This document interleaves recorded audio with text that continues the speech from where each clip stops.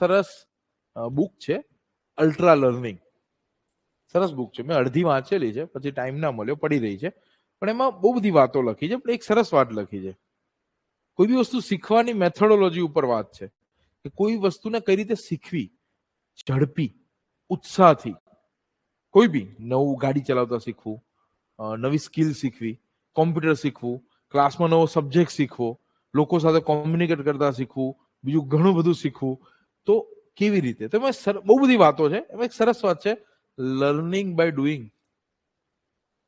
Simple, learning by doing.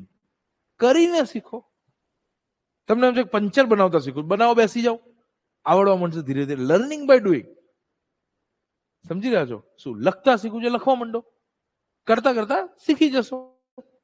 ભણાવવું છે, ભણાવવા માંડો, હા કોઈ વાંધો નથી. ભણાવવું છે, ભણાવવા માંડો. સમજો છો?